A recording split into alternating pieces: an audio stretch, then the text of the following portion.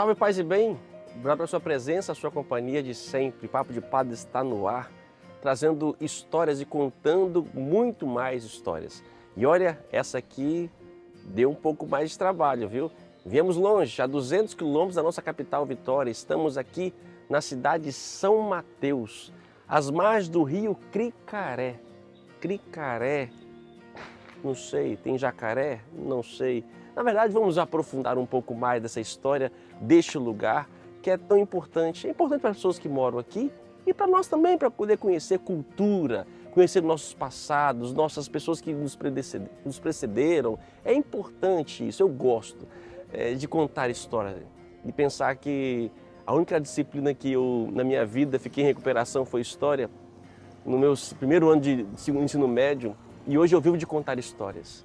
Contar a história da Bíblia, do povo de Deus, Jesus Cristo, que se atualiza no tempo presente, contar a nossa vida. Por isso a gente convidou aqui hoje um historiador local para nos ajudar a entender um pouco da cidade.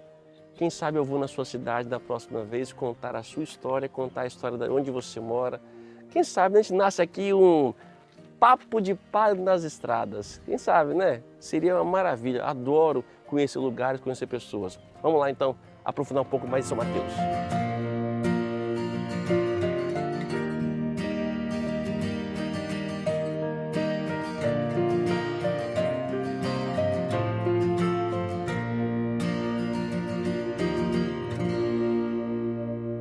Então estamos aqui com o professor Eliezer Nardotto, que vai nos ajudar um pouco a entender um pouco essa história aqui de São Mateus, nesse lugar assim importante para muitas pessoas, também para nós. Professor, Rio Cricaré, é isso daqui. Tem jacaré aqui? Já teve muito, hoje não tem não. E por que Cricaré? Manso, preguiçoso, propenso a dormir, porque é um rio de planície, né? Tem influências da maré, então por isso os índios o chamavam de Quiriquerê. Mas de manso, essas águas não tem muita coisa não, porque o que vão contar de história aí, de violências, de mortes, de tragédias e de luta de poder, já presenciou muita coisa aqui, né? Esse porto aqui, então, começa lá no início recebendo os colonos portugueses que estavam em Vila Velha, né? Lá onde está a sua paróquia, e o Vasco Fernando de Coutinho pede ao governador-geral que ajude-os, porque eles estavam para ser devorados pelos índios. E um grupo desses colonos, eles fugindo dos índios, eles vêm para aqui, 1544, por aí, nessa época. E logo depois o Vasco Fernando de Coutinho consegue a ajuda do governo e vem o filho de Mem de Sá, chefiando 200 homens com 5 caravelas. E era para socorrer eles em Vila Velha, mas eles entraram aqui orientados pelo pessoal de Porto Seguro. E nisso aí eles se deram mal, porque os índios eram muito bravos, e a quantidade muito grande que eles não esperavam. E os índios conseguem fazer uma batalha muito grande com eles e eles vão terminar perdendo a vida. O filho de Mem de Sá, Fernão de Sá, e 2 filhos de Caramuru morreram e foram devorados pelos índios aqui em São Mateus, chamada Batalha do Cricaré, em 1558. Depois o próprio Vasco Fernando de Coutinho junta uma força lá em Vitória e vem aqui, então vai apaziguar as coisas aqui. Aí apaziguar é matar um monte. Foi um banho de sangue. Banho de sangue. 6 meses matando índio aqui. 6 meses matando índio aqui. Aí vai começar. E tem índio por aqui hoje, por exemplo? Não, em São Mateus nós não temos nenhuma aldeia, mas a população de São Mateus, a maior parte da população de São Mateus é descendente indígena. Mas os índios vão ser dispersados. Então vai se formar um pequeno núcleo colonial lá no alto, onde está a igreja matriz. Só a partir do século XVIII, que começa, final do século XVIII, início do século XIX, que o porto passa a ter uma grande importância em exportação, principalmente de farinha, madeira e produtos agrícolas, né? Então vem muitas famílias da Bahia para cá, eles começam a construir casas.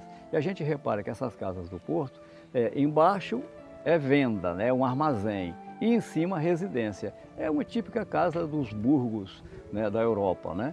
Mas depois no século XX, com a mudança de logística no transporte rodoviário no Brasil, aí com o advento da BR-101, então a cidade muda-se novamente lá para cima, se consolida.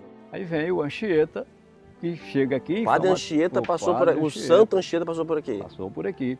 E ele chega exatamente num dia 21 de setembro, que no calendário católico é o dia do evangelista Mateus. Ele celebra a missa aqui e ele, então, com a autoridade de padre daquela época, ele muda o nome pagão, que era chamado nome pagão de Quiriquerê ou Cricaré, e passa a ser a aldeia de São Mateus, que depois vai virar o município de São Mateus. Anchieta está, do que, 200 quilômetros daqui a Vitória, mais 100 e pouco, 300 quilômetros daqui. Isso. Ele Mas é um período que ele assume lá em Vitória, o comando em Vitória, 1595, 1596, Anchieta está em Vitória. Então ele vem visitar essa região. E sabe um lugar por onde ele tenha passado? Ele deve ter desembarcado aqui, que não existia casa nessa época aqui, né? E vai em cima, lá no alto, né, onde tinha essa pequena aldeia.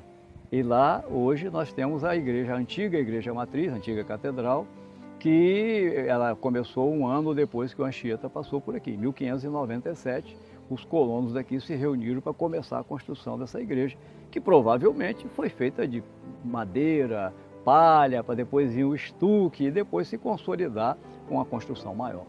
A igreja, então, a igreja é presente. A igreja é presente, sim. E aqui também a gente tem que lembrar, né, do período da escravidão. Então também aqui nesse porto desembarcam os escravos, né? Nesse porto também vão chegar os italianos. Os italianos vão chegar aqui em 1888, logo depois do fim da escravidão, e vão formar o núcleo colonial de Santa Leocádia e o de Nova Venécia. E a Igreja Católica, ela sempre esteve presente aqui, até a metade do século XX, aqui nessa região aqui, as procissões desciam aqui pelo porto, né? Passavam por aqui, então as procissões do Santíssimo, a procissão de São Mateus, a procissão de São Benedito, aí vários outros eventos religiosos também aconteciam por aqui. Essa aqui então é a igreja matriz, a igreja onde tudo começou também com Anchieta. Anchieta teria passado por aqui 1596. 96. E daí começou a construção da igreja. Ele não é bem, ele vem aqui, celebra a missa, muda o nome, né, para São Mateus, para a aldeia de São Mateus. E os moradores aqui, que tinham vindo lá de Vila Velha, eles então começam a construção no ano de 1597. Eles começam a construção da igreja. Era uma pequena choupana que depois foi sendo construída, e essa parte ali que a gente está vendo, que hoje é o presbitério e alguns bancos ali na frente, isso em 1751, quando foi fundada a paróquia de São Mateus, é de 1751, aí ela já estava pronta. Aí em 1823 é que começa a construção dessa parte de cá, que vai ser inaugurada aí por volta de 1850, 1855, e vai ficar completamente consolidado. Continuou com matriz até o ano de 1958, com a criação da Diocese de São Mateus. Diocese é um território geográfico, colocado um bispo ali para poder gestar, conduzir assim por diante. Então nós temos aí no Brasil a primaz do Brasil, né? Salvador, Bahia, que é a igreja primaz, ou seja, a primeira arquidiocese, a primeira diocese que nós tivemos em termos de organização no Brasil foi Salvador. E durante muito tempo o Espírito Santo não era diocese, ele pertencia a Niterói. O bispo de Niterói, no Rio de Janeiro, é que era o responsável pelo território geográfico todo, inclusive todo o Espírito Santo. Depois foi desmembrado do Rio de Janeiro, Niterói virou a arquidiocese e criou-se a Diocese do Espírito Santo. E somente em 1958, é pouco tempo, gente. Aí o Papa faz a bula. Em 1958 que foi criada a Diocese de São Mateus e a Diocese de Cachoeiro, saindo de Vitória. Vitória se torna arquidiocese e essas duas. E mais à frente cria-se a Diocese de Colatina. O primeiro bispo é o Dom José Dalvi. Aí ele estava muito doente, ele renunciou. O Dom Aldo era o secretário dele, né, na diocese, secretário-geral. Aí o Papa então nomeia o Dom Aldo Gerna, que ficou aqui muitos anos. Então foi com ele que ele foi que Dom Aldo foi para o Concílio Vaticano II? Com ele. Nós vamos ter um especial Papo de Padre com os bispos eméritos e vamos ter uma entrevista, um papo também com Dom Geraldo, Dom Aldo Gerna e outros mais também, tá? Aqui está o túmulo do bispo? É o túmulo do bispo Dom José Misericórdia Dalvey. do céu, gente, eu não sabia disso não. Vou pedir a benção aqui, peraí. Isso aí.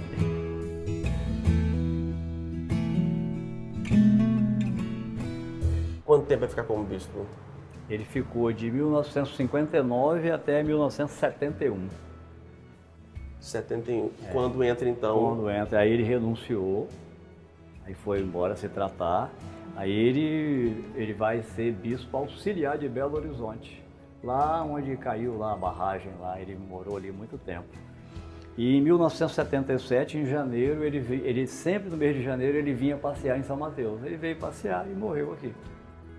Então, um pouco mais de 60 anos, nós temos aqui a Diocese de São Mateus. É muito pouco tempo. Para uma colônia aí de 500 Quase anos. 500 anos, Quase 500 nós temos anos. só 60 anos de diocese. E aí, ou seja, um bispo tomar conta desse território, lógico que não tinha tanta, a população não era tanta assim, mas a locomoção de sair para um lado para o outro, você... Muito difícil. O Dom José, ele trabalha aqui a cavalo, um jipe, e não tinha estrada, era o jipe ia passando pelos meios do caminho. Inclusive tem uma história interessante que um padre, o padre Vitor Milese, ele estava pro lado de Ecoporanga, Mantenópolis, aquela região lá, na época da Guerra do Contestado com Minas Gerais. Aí os pistoleiros pararam o jipe do padre, pensando que era a polícia que estava vindo. Aí o padre sai de batina. Mas padre, o que você está fazendo aqui? Eu sou o padre, estou andando por aqui. Não, o senhor vai botar uma cruz do jipe para a gente de longe identificar. Então o padre veio em São Mateus, mandou fazer uma cruz com um crucifixo, aí o jipe do padre andava com a cruz prateada para não tomar tiro da época da Guerra do Contestado. Então daí nasceu o jipe do padre, deu um furo no pneu. Conhece essa? O jipe do padre deu um furo no pneu. Quem não cantou essa musiquinha, gente? Mas podemos dizer que a parte espiritual da cidade de São Mateus, o norte do Espírito Santo, passou por aqui. Exato. Toda a formação da mentalidade cristã do norte do estado passa por essa igreja. Como eu já falei outras vezes no nosso programa, Papo de Padre, houve uma reforma, um concílio, o último concílio da igreja, na Igreja Católica, chamado Concílio Vaticano II, de 1962 a 1965. Bispos do mundo inteiro participaram, inclusive o bispo está aqui, o Dalvi, Dom né? José. Dom José, inclusive também como secretário estava Dom Aldo Gerna, participaram deste concílio. E ali houve mudanças na igreja, como um todo. A gente lembra, né? O mais tradicional na mente das pessoas, o padre sai de costas, o altar, né? Deixa de ser latim para fazer a língua vernácula. E até então, não se podia 2, 3 padres concelebrarem juntos. Por isso haviam vários nichos, como você falou, né? Foi tirado daqui vários altares, porque os padres, cada um só podia presidir a sua missa. Não podia 2 padres ali, um concelebrando. Depois da reforma, então, muitas coisas foram mudadas, muitas igrejas, algumas conservaram. No Espírito Santo, particularmente, muitas foram retiradas, né? É verdade. Foi uma tragédia. Acabaram mesmo com muita coisa que não precisava acabar. Muitas igrejas tinham imagens de santos, vários nichos, né? E foram tirando tudo, né? Isso foi um choque, um choque, acho que até hoje para algumas pessoas. Não, fica parecendo uma igreja protestante, que a nossa igreja católica é a igreja que tem os santos e os anjos. Quando você chega numa igreja que não tem santo e não tem anjo, parece que você está entrando numa igreja protestante, que não tem essa iconografia que a gente tem, né? Chegamos aqui em outro ponto histórico, fundamental aqui, simbólico da cidade de São Mateus, chamada Igreja Velha, que de velha não tem nada. Como é que é? Quantos anos tem isso daqui? É patrimônio histórico, é meio de 1850, vamos botar. Novinho, né? 1850, então, 1853 essa obra foi paralisada pela Câmara. Quem estava construindo essa igreja era a Câmara Municipal de São Mateus. Não era a igreja? Não era a igreja. Era a Câmara, com um imposto não tinha de 1%. benção, não tinha a benção da igreja, não tinha a benção dos padres, do bispo, não vai para frente. Aí eles pararam de fazer e aplicaram o dinheiro na reforma da igreja matriz. Então ela virou uma ruína. As pedras daqui, como São Mateus não tem pedra, só tem pedra lá para o lado de Nova Venécia, então as pedras aqui terminavam servindo para base de construção de outras construções, né? E aqui, então, virou essa ruína bonita, né? Sim, Muito sim. bonita, né? E hoje é um ponto de turismo de São Mateus. São Mateus é conhecido por essa igreja velha. Então, quando a gente vai ver história, a gente tem que olhar o contexto sempre da época. E que, por sinal, se não me falha a memória, aqui atrás está o cemitério, não é isso? Ali no fundinho. Exatamente. E atrás do cemitério está, Já é o nosso espaço da mitra de que é a catedral. Já tem E a catedral. A catedral nova. Agora a catedral nova, aí sim, aí foi feita pela igreja. Mas é isso mesmo. Como diz Santo Inácio de Antioquia, não faça nada sem um bispo. Mas vamos lá então, onde ver o que o bispo fez com a igreja que foi construída a catedral aqui de São Mateus. Essa aqui então é a nova catedral, que muito simbólica, com muitos conteúdos. Quem projetou foi o famoso Cláudio Pastro, que também projetou muitas coisas ali da Basílica de Nossa Senhora Aparecida, em Aparecida. Eis a tenda de Deus entre os homens. Então a ideia do bispo era isso, de uma tenda. Uma construção simples, mas é uma tenda. E ela é a igreja que se abre para o mundo. Tem as 6 portas, que são os 6 continentes. Então todos os povos da terra podem entrar na igreja. A igreja está aberta para todos os povos da terra. É um simbolismo. Um simbolismo. Depois vem os bancos. Os bancos não são todos iguais. Então são conjuntos de bancos que representam as paróquias, as comunidades, A diversidade. a diversidade, né? Aí começa aqui com toda uma catequese, com a pia, com a água benta, Diferente. porque é o gesto, né? O gesto de fazer o sinal da cruz, como quem diz aqui, a água espanta todos os males, a água benta, né? As pinturas que estão lá na frente. Então você tem no centro o crucifixo, né? Que tem lá no meio, olha lá, a videira. Então todos estão ligados à videira. Ele é a videira, o Cristo é a videira. O Cristo está crucificado, mas ele está com os olhos abertos, quer dizer, já é o Cristo que ressuscita, né? Do lado esquerdo, ali, do lado direito, né, no caso, lá está lá, leitura do Apocalipse também, a Nossa Senhora, né? A mulher vestida de sol que vai esmagar a serpente, e ali tem todas aí tem as estrelas, que tem uma série de significados, né? Depois aqui no centro, a visão do banquete dali do Cordeiro, né? A visão do Cordeiro. Então a procissão das pessoas, do sangue dos mártires que tal. Daí vinha até aquela ideia de botar as relíquias dos mártires nos altares. A Pedra d'Ara. Não é? Então tinha isso. Então aí você tem toda aquela procissão de mártires que estão ali esperando, né, o juízo final e vão para toda uma leitura, né? E lá o anjo protetor da igreja, que vai se reverter até na figura do bispo que protege a diocese. E ali o anjo aponta para o desenho da igreja. Atrás da igreja passa o rio São Mateus. O Cricaré. O Cricaré, né? Então aqui a gente tem uma marca da teologia do livro do Apocalipse, que foi uma intuição de Dom Aldo, com a ideia de fazer da nossa presença aqui uma presença também bem peregrina, bem provisória. Então a tenda quer lembrar o tempo todo isso. A gente não está aqui como pátria definitiva. Nós, nesta terra, somos apenas igreja que peregrina, povo que peregrina rumo à pátria definitiva, que está representada, como disse o Eliezer, naquela Assembleia do Cordeiro. Semana passada, quem viu o Papo de Padre da Basílica de Santo Antônio, a gente explicava um pouquinho, né? Lá na origem de Santo Irineu, né? Os ícones, os símbolos, né?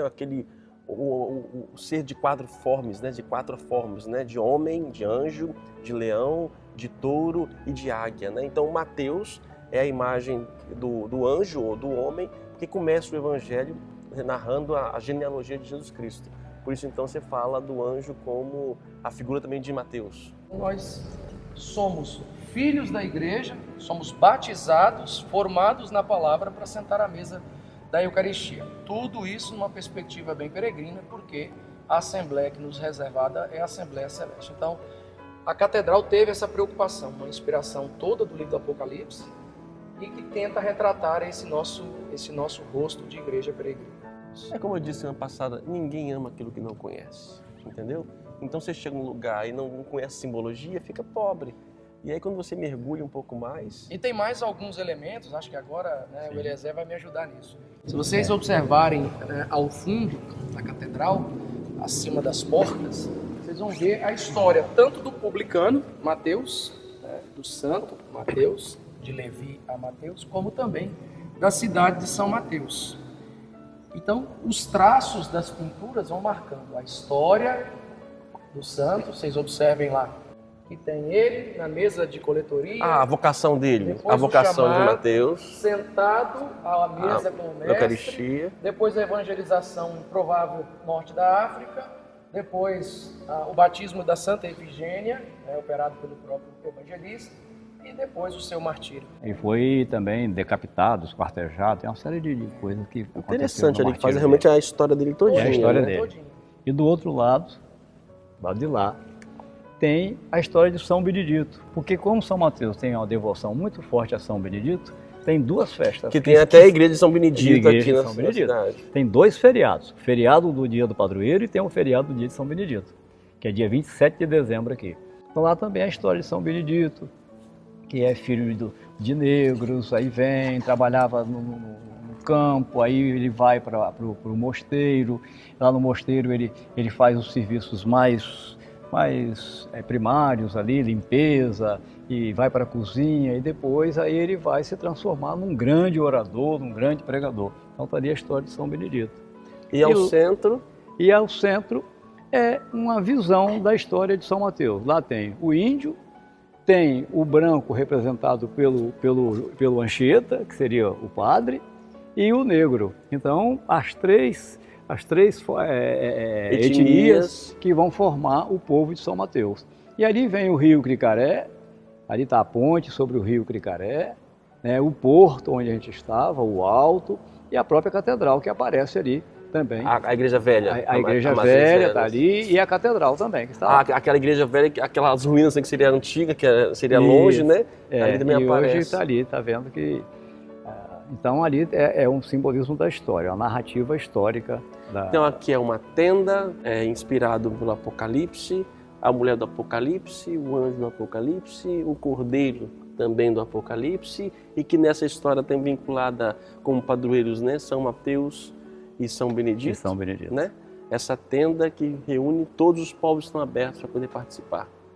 Só a Igreja Católica que tem isso, né? É uma riqueza impressionante. É muito rica. A liturgia católica ela é fantástica.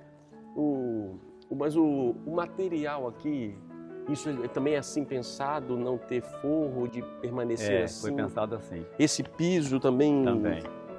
Ela desce para cá, assim, né? Estádio, né? Isso. Que também quer mostrar também um pouco a simplicidade, né? Sim, bem E simples. todos os pontos da catedral você consegue ver o espaço celebrativo, o local central do espaço celebrativo. O altar e a mesa da palavra. A água benta, a pia batismal, mesa da palavra, Eu reparei, o altar, mesmo tudo material. de granito. Eu vi que o mesmo material. Mesmo material, o granito. Por que o granito? Porque, primeiro, o simbolismo da pedra, né? Da igreja como pedra, como rocha. E depois também como uma valorização de um grande produto da nossa região, que é o granito. Hoje, o grande exportador do mundo, né, de granito, aqui é a região norte, a Diocese de São Mateus, é que faz a grande exportação de granito para o mundo. Muito obrigado pela presença, pela acolhida, por nos mostrar um pouco essa teologia, essa epifania da igreja aqui em São Mateus. Deus abençoe. Tá bom? Para dar a benção. O Senhor esteja convosco. Ele está no meio de nós. Que desça sobre todos que acompanham essa transmissão, a bênção de Deus Todo-Poderoso, Pai, Filho e Espírito Santo. Amém. Obrigado. Bom encontro para todos nós por aqui. Né? Amém. Até o próximo programa. Tchau.